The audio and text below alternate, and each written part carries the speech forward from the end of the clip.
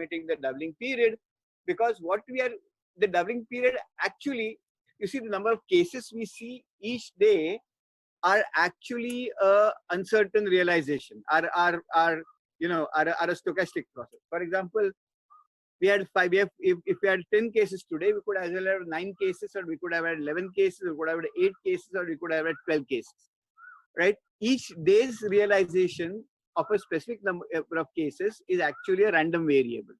It's like tossing a coin. If you toss a coin, you can either land up head or tail. If you roll a die, you can get 1, 2, 3, 4, 5, 6. You'll get different numbers, but the underlying mechanism of rolling a die is not changing. So underlying mechanism is the same, but you can get different numbers every time you roll a die, 1, 2, 3, 4, 5, 6. So each of the numbers which you observe, the observed doubling period is actually only an estimate of the actual doubling period, the real unobservable doubling period. The real unobservable doubling period, the real doubling period is unobservable. All that you get to see is one number, one realization of a particular number of cases, from which you make an estimate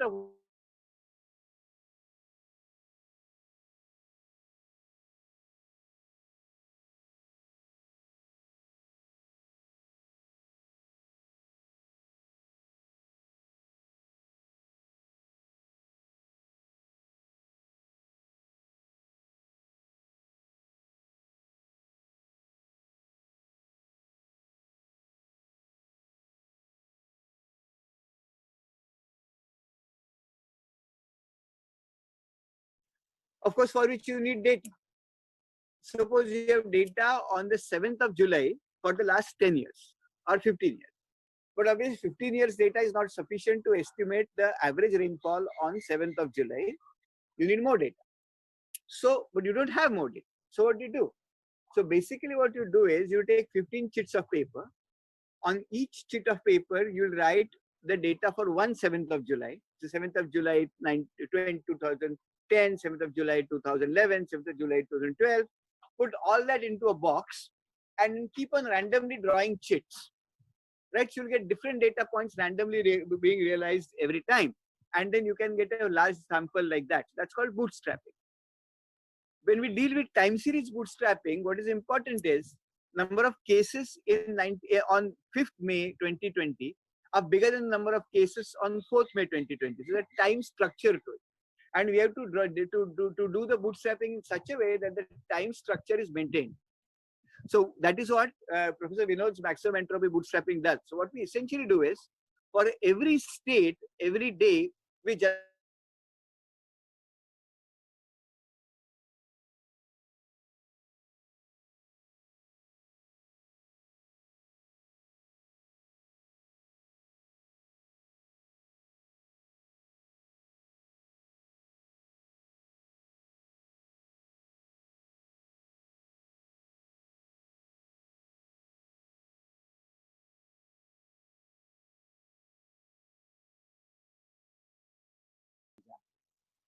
So the doubling period for Andhra Pradesh, you can see the dots, black dots that you see are actually our median estimated doubling periods for each day.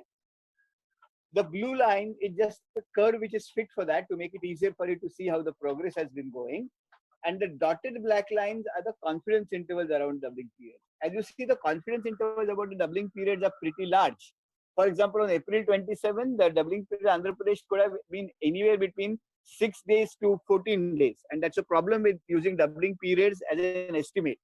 And that's what we want to bring. That's what I've been continuously arguing, that doubling periods are a very uncertain estimate, and that should not be used, because sometimes, for example, there's a DO order by the government of India which says that states can reclassify districts into orange zones, green zones, and red zones according to one of the factors is the doubling periods that has to be looked on. And everybody keeps on talking about the doubling periods every day, but they keep on talking about the observed doubling periods, which are very uncertain. They're just estimates of what the actual doubling period is. And as you can see, the estimates can be highly uncertain. So to improve things a bit, you look at the left pattern, which is what we call the worm. What is a worm? So again, we create these 1000. So basically for the worm, it looks like this. So you have delta xt upon delta xt minus 1. So new cases today upon the new cases yesterday is what we call a number R, right? We call this number R. So if you look at delta xt, that becomes r into delta xt minus 1, because delta xt upon delta xt minus 1 is r. So delta xt is r into delta xt minus 1. Now econometrics, so basically what we are saying is the new cases today are yesterday's new cases into a constant number, plus of course some random fluctuation that will happen. So delta xt is r delta xt minus 1 plus et, or what we all econometricians love is the first order AR process, autoregressive process. If r is greater than 1, we have an explosive AR process. If r is equal to 1, we have a non-stationary AR process. If r is less than 1, we have a stationary AR process. So the point is to estimate r every day. If r is less than 1, it means that new cases tomorrow are less than new cases today. So we are not in an exponential phase. If r is greater than 1, it means new cases tomorrow will be greater than new cases today. So we are in an exponential phase. And if r is equal to 1, means that we are in a switching phase. So we are either going from a non-exponential to the exponential phase. Now if you look at the worm for Andhra Pradesh, what you can see is the worm has moved up. These are estimated values of r. And how do we again get them? We again bootstrap them. So again, we got for each day, we have got what we do essentially for each time period, we estimate a time series model taking only the last 15 days into consideration. And then we generate about 1,000 bootstraps of the last 15 days. For each case, we estimate R and then average out all those R's. So basically what we'll do is, if you have say, if you're looking at say 1st April to 15th April, Maharashtra, number of cumulative cases, right? So what we will do is, we will generate 1,000 replications of the data, random replications of the data from 15th April to 1st April to the 15th April. For each of these data sets, we'll calculate that R coefficient, which is delta xt upon delta xt minus 1, right? And then we'll get 1,000 such R's for 15th April, so we'll average them out, and we'll also create confidence intervals around them. So we'll get an estimate of R for every day, and then we do it for every day in a moving window. So the R for 16th April will be taking data from the 2nd of April to the 16th of April. R for the 17th April will be 3rd April to the 17th April, and so on and so forth. So you see for Andhra Pradesh how the worm keeps on moving up, right? The worm kept on moving up in the whole of April when Andhra Pradesh's doubling rate had actually fallen, right? And then it went up, and then towards the, sometimes in the 4th or 5th of May, it has started to go down, right? The line on the dotted top shows you the, so it's 1, right? So if the worm crosses 1, we are in exponential phase. If the worm is below 1, we are in a sub-exponential phase. And the dotted lines around them are confidence intervals. The thickness of the worm shows you how many cases are there. Because you see, 800 by 1000 is also 0.8, 8 by 10 is also 0.8, but those mean different things for the infection. So 800 by 1000, that R has to indicate that there were 800 cases and not 8 out of 10. So that is indicated by the width of the worm. Can we go on to the next? Yeah. So if you look at Bihar, for example, you go to the next worm. Next page.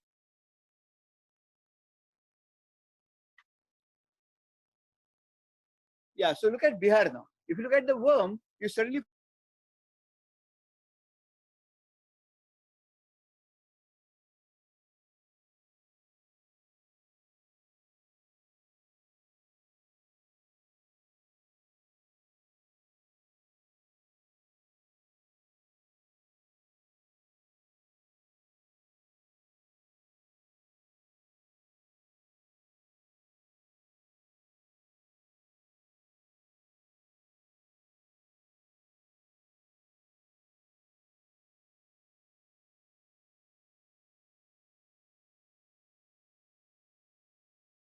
Hello. Hello, I think we are not. Can you hear me now? Yeah, we can hear you now, sir. Yeah. So what it means is, if you look at Bihar, what it means is that you suddenly had a large number of cases in the middle of, around 20th of April. So you see that the worm is very thick there, right? And the worm, because of this large number of cases, the worm actually crossed 1. So for a short while, Bihar actually went into the exponential phase, but it could rapidly control that. And since then, the worm has been moving down, and the worm has also been becoming thinner and thinner and thinner. So what it means is that in Bihar, smaller and smaller number of cases are coming up. Not only that, but the new cases are less than the new cases on day T are less than the new cases on day T minus 1. So that's a good part, right? And as you see, the whole thing is reflected in the worm. So when in the doubling period, so when the red worm is thick and going up, the doubling period actually goes down around the 26th of April. And then when the worm goes down, the doubling period actually goes up. So currently in Bihar, we are looking at a doubling period about 12 to 13 days, which is quite good. And which is a rapid improvement from, so in the last 10 days or so, 10 days, Bihar has actually moved from a doubling rate of 5 to a doubling period of 12 or 13 days, which is a very good improvement. Come, can you go to the next slide? Can you go to the next slide, Komal? Yeah. So here we have Delhi now. Delhi, you know, is a worrisome thing. In Delhi, we see that the worm is actually going up slowly, right? And getting closer and closer to 1, but still not 1. So Delhi is again in sub-exponential phase, but the worm is becoming thicker and thicker. So which means that increasingly every day the number of new cases coming up is becoming bigger, and the ratio of new cases to old cases, new cases today, new cases yesterday, is also slowly going up. It's not in exponential phase, but it's still going up.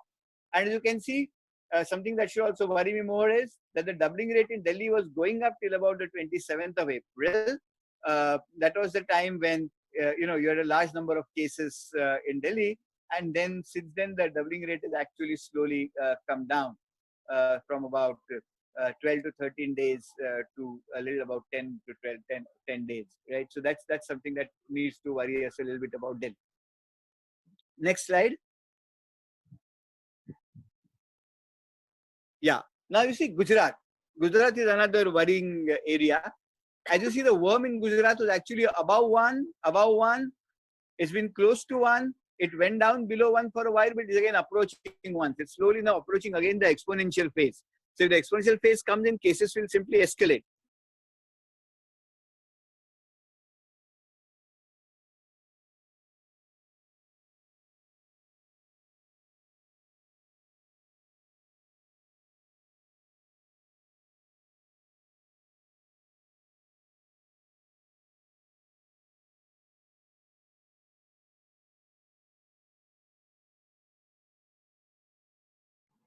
So I think we have lost you again.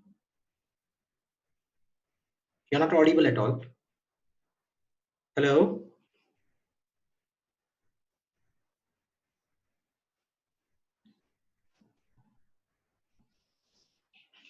Increasing. Hello? Right. Sir, we lost you for a while. Can you repeat yourself for last 1 minute or so? From where did you lose me? Hello? Hello, from where did you lose me? For last 1 minute or so. 1 minute. Okay. So we lost you somewhere around when you were explaining about Gujarat. Gujarat, yeah. Okay. So I'll take you through it. So if you look at Gujarat, you see a very, interesting picture. As you see the Gujarat, the doubling period has first fallen about 5, little bit of 5, 3 or 4, around April 20th, and it's actually been rising. Around May of 11th, you see 10th, 11th, you see that the doubling period is about 10. So it's maybe 10, about 11. But is that enough? If you look at the worm, then you see that the worm was actually above 1, right? But then it has generally been close to 1, and it's actually slowly inching up, and it might actually cross 1 now. So Gujarat might still, despite its increase in the doubling period, might actually be getting closer to the exponential phase. That is the number of new cases to the old cases. Delta, number of new cases tomorrow to the number of new cases yesterday is actually increasing, and is actually crossing, it's quite close to crossing 1, where you get more new cases, then, more cases you get today, then more cases you had yesterday, which is the kind of a classic exponential phase. Can you do the next slide? Yeah, now if you see Haryana. Haryana too was making very good gains till about 2nd or 3rd of May. But from that, there's a sudden increase. Suddenly the worm becomes very thick in Haryana. No, go back. 1 slide back. 1 slide back. Yeah. So you see the worm becomes very thick, right? And the worm actually is now starting to inch upwards. And as a result, the doubling period in Haryana has actually fallen. Doubling period in Haryana has actually fallen from what was close to 20 days to it's almost been halved. The doubling period has been halved in Haryana, the estimated doubling period, and the worm is going up, right? So it's not still alarmingly close to 1, but it was actually approaching 0. The worm was actually approaching 0. So Haryana was actually getting close to tapering off that S-shaped curve where we would have said that new infections have stopped growing. But the last 5 or 6, 7 days, the situation seems to have changed. Haryana needs to be monitored very, very closely now. Go to the next slide. Again, you see situation for Kashmir. Now Kashmir again, you see is the worm is moving down. You're moving away from 1, so you're not in the exponential phase, and the doubling period is actually also continued to go up. It plateaued a little bit, still going up. Can I see the next slide? Next page. This is Jharkhand. Jharkhand is behaving very well. It had a sudden explosion in around April when there was in around 27th, 20th April, a lot of new cases were declined. But since then, Jharkhand is having a small number of cases, as the worm shows. It is actually on its downward movement, and the doubling period is also around 12 or 13. Can you go on to the next stage? Next slide. Karnataka is supposed to have been a success in managing COVID, and you see the doubling period in Karnataka. The black line is the point where the black line you see on the x-axis is the point at which the lockdown 2 starts. Right? We have not been able to incorporate lockdown 1 because we have taken situation only when, we have started our analysis only when each state has more than, I think, 10 cases. So many states didn't have 10 cases on the 25th of March, and therefore we don't have the line for the lockdown 1, but the black line is lockdown 2. And as you see, after lockdown 2, Karnataka has actually been progressing very slowly. Karnataka's worm was flat for a while. There was some increase, but it's been reasonably flat. And Karnataka's doubling period is around 20 days. But in the last end, there has been a small drop in the doubling periods, which has to be here to keep an eye, because the situation with COVID is very, very dynamic. You can't take anything for granted. It's a clear ball by ball kind of a game, You go to Kerala. Kerala is something I love. And all of us know that Kerala has been a great success. You see the picture in Kerala. The worm, black line, the worm was already, as you see, Kerala began with a higher than exponential phase. Kerala was an exponential phase, and Kerala came rapidly going down. And now the worm is only about 0.5. So if you have 10 cases today, you'll only have half, about 5 cases tomorrow. And then 2.5 cases day after tomorrow, and so on. You see, so as all of you know, the smaller the R, the faster is the rate at which the decay happens. And you see the doubling periods for Kerala. Doubling periods of Kerala are almost 40. Right? So there's been a straight linear increase in doubling periods for Kerala. So that's how policy has been successful in Kerala. If you go to Madhya Pradesh, Madhya Pradesh is also something worrisome. But as you see again, the worm, it started from a very slow value. It has never crossed 1. It has generally been around 0.8 after the lockdown 2. And the doubling period also for Madhya Pradesh have been going up. Right? Doubling periods also have been going up. Maharashtra, next is Maharashtra. Can we take the next slide? Next slide, Komal. Maharashtra, you see, is a problem. You see, Maharashtra, the black line is the lockdown 2, and you see the number of cases has been very large, big thick lines, right, and very close to 1. So Maharashtra is actually on the verge of so Maharashtra's doubling rate is increasing, doubling period is increasing, doubling period is 10 or 12. But Maharashtra is very close to actually the exponential phase. So Maharashtra can go into the dangerous territory where you have 5 cases today, 7 cases tomorrow, 9 cases the day after tomorrow, 15 cases the day after that, and so on. So that is the period which you want to avoid. And this is the point where the fight in Maharashtra, and that's particularly a fight in Mumbai. 95% of Maharashtra's cases are in its 25 municipal corporations. 70% are in Mumbai and about 80-85% in the Mumbai metropolitan region. So the fight is in Mumbai metropolitan region to keep this worm below 1 and push it down. Currently, there is a big revamp in the administration. The old BMC commissioner has been transferred. Mumbai has been divided into 7 zones. Each zone is now looked after by an IS officer. But there is, of course, this picture shows why there should be concern in Maharashtra and Mumbai about what is happening. And because Mumbai is about cases, Maharashtra about 1/3 of the cases in all India, we have to be very careful about what's happening here in Maharashtra. That's of particular interest. And that thick red line worm not coming down is something that should worry us, despite the increase in the doubling period.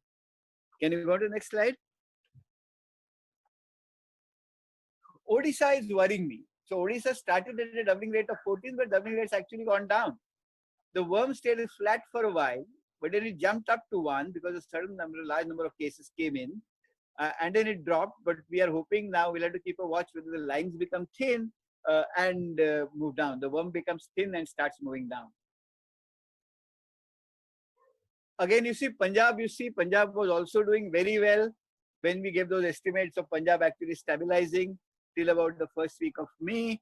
And first week of May, you see what has happened is suddenly, there was this transition of people from Nanded to Punjab, and about 331, I think, pilgrims came from Nanded to Gurudwara from Nanded to Punjab, and 326 of them proved to be corona positive.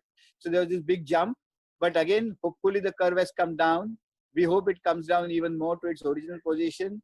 But because of that, the doubling rates in Punjab have really gone down from about 15 days to about 5 days. So there is a big drop in doubling rates in Punjab, which is something that needs to be worried about.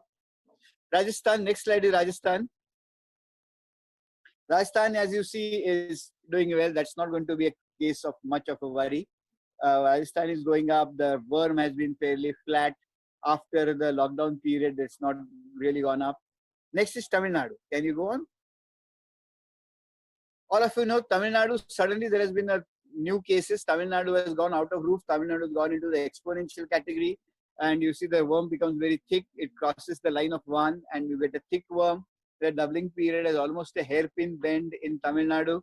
So Tamil Nadu is something, and Tamil Nadu is again particularly cases in Chennai and 1 or 2 district towns. So those are the areas which need to be really focused on, specific areas. So that's the area which is very worrisome. Go on to the next slide. Telangana, you see, again, is one of the states which is stabilizing. You see the worm is very thin and generally around 0.5, etc. So if 10 cases today will mean 5 cases tomorrow, 2.5 cases day after tomorrow, and so on. 2.5 cases rounding about. And in a few days, of course, it should go down to 0. So Telangana is a state which is doing fairly well. Right? Can you go on to the next slide? Uttarakhand again is, you see, the worm is extremely thin. The number of cases have been small. You have been well below 1. So we are not in exponential phase. And this means that the disease is dying out in Uttarakhand. Next slide. West Bengal. West Bengal again, you see, we actually were very close to 1 from the middle of April to about 27th of April. But from that time, the worm has moved down rapidly. Even though the doubling rates have increased and fallen, the worm has moved down, right? So, next slide is Uttar Pradesh. Uttar Pradesh is very important. It's a very populous state, and therefore what happens to Uttar Pradesh is also important. As you see, the worm rose rapidly from the second lockdown till about 7, 8, 10 days. And then it has sort of stabilized around. It's still less than 1, which means that tomorrow's cases are less than today's cases. So you expect cases to, new infections to die out, but rather slowly. And you also see that the doubling period is going up in Uttar Pradesh. Assam was doing wonderfully well. Doubling period is going up. Suddenly there were next 3-4 cases which were discovered. But hopefully that should be an aberration, because the absolute number of cases itself is small, from 20 to 30 and so on. Okay. So basically what does this story tell us? This story tells us that in the most of Indian states, except now currently Tamil Nadu and Maharashtra, which you have to worry about, majority of the Indian states, the rate, the number of new cases you get today are less than the number of new cases you get yesterday. So that even though the ratio is different for each state, it's less than 1, and which means that eventually that's a sign that actually the infections are reported infections. I'm not saying actual infections. Reported infections. Actual infections nobody knows about. Reported infections are actually declining. Even for Mumbai, they say one of the reasons why the lines are thick and close to 1 is because Mumbai is now doing very aggressive testing. If that could be the reason, then of course that substantiates, that says then that's a good thing. But also what's happening in Mumbai is the number of positives, the proportion of positives to the actual number of cases also increasing along with the cases. So that probably an indicator that the infections are also growing up. I think we have to be very careful about when we understand testing rates in a state. Because typically when I see media representation, it says number of tests per million population in the state, so divided by the states. But I think that's not very correct, because in Maharashtra, for example, 95% of the infections are in 25 municipal corporations, accounting for 30% of the population. So what's happening in Wardha or Gadchiroli doesn't matter. And therefore, you should actually be dividing that by the number of people in the municipal corporation areas. But we don't really know how many tests are being conducted specifically in each municipal corporation area. Similarly, number of tests in Uttar Pradesh divided by the whole population of Uttar Pradesh doesn't make sense. Because Uttar Pradesh, it's Agra, it's Lucknow, it's Noida, right? So these are the areas where there are concentration. That's where the tests are. So you're actually dividing by the number of people, number of tests by the number of tests by the populations of these zones. That's the reason why I always, I am a little bit skeptical about this claim about not testing enough, because we don't really know what is the denominator. We don't even know what kind of tests these are, whether these are the PCR tests or the antibody tests, or whether there's a number of tests or number of people tested. So we really don't have any grounds to say